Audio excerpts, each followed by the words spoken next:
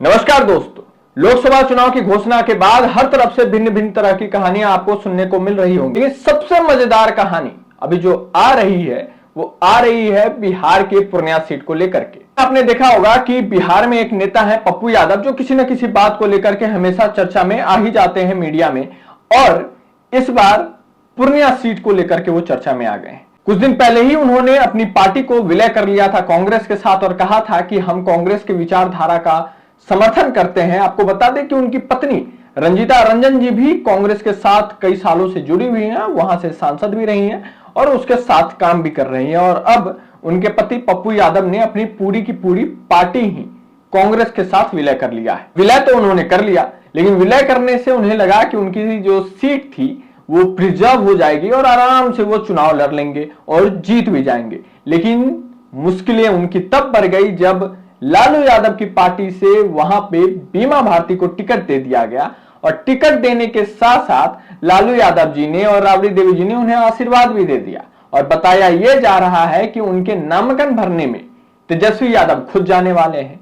लेकिन इधर पप्पू यादव का भी कहना है कि वो 2 तारीख के लिए अपना सीट फिक्स कर चुके हैं कि वो जाकर के कांग्रेस की तरफ से अपना चुनावी पर्चा पूर्णिया में भर देंगे। लेकिन जरा सोच के देखिए कि एक ही गठबंधन जो इंडिया अलायंस में सारे पार्टियां आ रही हैं, उसी में 2 कैंडिडेट भाई एक ही सीट से कैसे चुनाव लड़ेगा। अब गठबंधन तो हो गई, विलय तो पार्टी का इन्होंने कर लिया, लेकिन अब इनकी जो सीट है ये खुद ही फंस रही है। जब पप्पू यादव की मुलाकात लालू यादव से हुई थी तो लालू यादव ने उन्हें मधेपुरा और सुपौल सीट का ऑफर दिया था, लेकिन पप्पू यादव ने उसे अस्वीकार कर दिया और कहा कि पिछले 1 साल से मैं वहां पे जा रहा हूं, लोगों से मिल रहा हूं और मैंने काम किया है। वो मेरी मां की तरह है पूर्णिया और मेरे को हर एक लोग जानते हैं। लेकिन बात बनी नहीं और मामला इतना बिगड़ गया है कि दोनों तरफ से नामकरण करने की घोषणा कर दी गई है।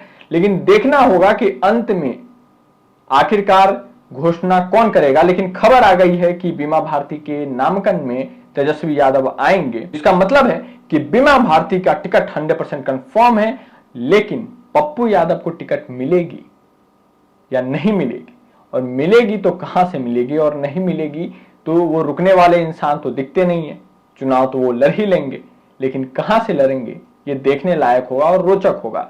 और एक चीज जो आपको समझनी चाहिए, एनडीए अलायंस और इंडी गठबंधन में बिहार में अगर आप देखें तो इंडी गठबंधन के पास 26 सीट ऐसी है जो कि राजद के खाते में है, और ये 26 सीट बहुत ही मुश्किल होने वाली है बीजेपी और एनडीए गवर्नमेंट के लिए, क्योंकि बिहार में जो सारी सीटें पिछली बार क्लीन स्वीप होती हुई दिखी थी लगभग, लेकिन इस बार संभव होता नहीं दिख रहा, क्योंकि हर एक सीट पे एनडीए अलायंस को मशक्कत करनी पड़ेगी जीतने के लिए। क्योंकि आपने देखा होगा कि हर एक पार्टी सोच समझ के अपने कैंडिडेट चुन रही है और हर एक व्यक्ति के सामने दूसरा व्यक्ति मजबूत ही खड़ा होता दिख रहा है। अब देखने लायक ये होगा कि आगे होता है क्या।